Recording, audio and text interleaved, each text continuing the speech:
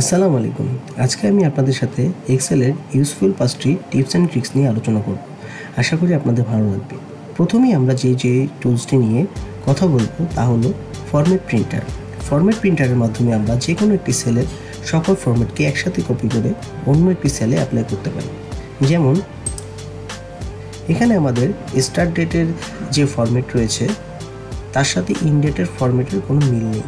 এখন যদি আমরা স্টার্ট ডেটের ফরম্যাটটি ইন ডেটে কপি করতে চাই কিংবা সেই অনুসারে করতে চাই তাহলে অনেক সময় লেগে যেতে পারে। এই সমস্যাটির সমাধান করতেই আমাদের ফরম্যাট প্রিন্টার টুলসটি ব্যবহৃত হয়। এটা আমরা কীভাবে ব্যবহার করব? প্রথমে আমাদের সোর্স সেলটি সিলেক্ট করে নিতে হবে। দেন আমাদের হোম বাটনে গিয়ে ফরম্যাট প্রিন্টারের এই ব্রাশটিকে ক্লিক করতে হবে। তাহলেই আমাদের এই সেলের সকল ফরম্যাট কপি হয়ে যাবে। এখন আমরা টার্গেট সেলে গিয়ে এটাকে ক্লিক করব এবং ড্র্যাগ করে পুরো সেলগুলোকেই এই ফরম্যাট অনুসারে সাজিয়ে নেব। খুব দ্রুতই আমাদের স্টার্ট ডেট এবং ইন ডেটের সকল সেলের ফরম্যাট এক হয়ে গিয়েছে। এখন আমরা যে টুলসটা নিয়ে কথা বলবো তা হলো ফ্রিজ টুল। আমাদের মাঝে মধ্যেই অনেক বড় ডাটা সেট নিয়ে কাজ করতে হয়। সেই সময় আমরা কলাম এবং রো হেডার নিয়ে অনেক বিড়ম্বনার মধ্যে পড়ি। এটি দূর করার জন্য আমাদের ফ্রিজ টুলটি ব্যবহৃত হয়।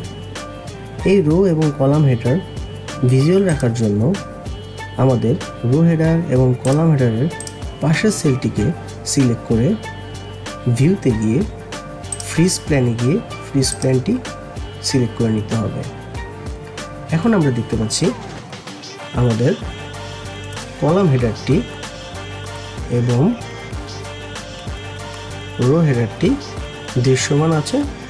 সেটা যত বড় ডাটা সেটই হোক না কেন আমাদের এই কলাম হেডার এবং রো হেডারটি ভিজুয়াল থাকবে। এখন আমরা যে টুলসটি আলোচনা করব তা হলো প্রিন্ট টাইটেলস। আমরা যদি কোনো একটি ওয়ার্কশিট প্রিন্ট করতে যাই তখন সেই ওয়ার্কশিটটি 2 বা 3 পেজটা পর্যন্ত জায়গা নিতে পারে। তখন আমাদের প্রতিটি পেজে হেডিংয়ের প্রয়োজন হয়। এই হেডিংটি আমরা এই টুলসের মাধ্যমে নির্ধারণ করতে পারি। প্রথমেই আমরা চলে যাব পেজ লেআউটে। এরপরে আমরা প্রিন্ট টাইটেলসে যাব। এখানে row to repeat at top এখানে যাব এবং আমরা আমাদের হেডিংটি সিলেক্ট করে নেব। ওকে দিয়ে দিব। এখন আমরা দেখতে পাচ্ছি আমরা যখনই প্রিন্ট দিতে যাব যত পৃষ্ঠাই হোক না কেন প্রতিটি পেজেই আমাদের হেডিংটি রয়ে গেছে। এখন আমি আপনাদের সাথে যে টপিকটি নিয়ে আলোচনা করব সেটা হলো প্রোটেক্ট শিট। আমাদের ওয়ার্কবুকে এমন কিছু শিট থাকে যেগুলোর সাথে আমাদের প্রত্যেকটা ডাটা লিঙ্ক করা থাকে। সেই শিটগুলো আমাদের প্রোটেকশনের প্রয়োজন হয়। তো কিভাবে আমরা আমাদের ওয়ার্কশিটটি প্রোটেক্ট শিটে পরিণত করব? প্রথমে আমরা রিভিউতে চলে যাব। সেখানে গিয়ে প্রোটেক্ট শিট অপশনটিতে ক্লিক করব। এখানে দেখুন আপনারা ইচ্ছা করলে আপনাদের শিটে পাসওয়ার্ডও দিতে পারেন অথবা নাও দিতে পারেন। আমি এখন পাসওয়ার্ড দিচ্ছি না। এখন এই শিটে যে কোনো জায়গায় আমরা যদি কোনো কিছু টাইপ করতে চাই তাহলে কিন্তু ইনস্ট্রাকশন নেবে না এই শিটটি। তার মানে আমাদের এই শিটটি প্রোটেকশনের আন্ডারে চলে গেছে। এখন আমি আনপ্রোটেক্ট করে দিচ্ছি শিটটি।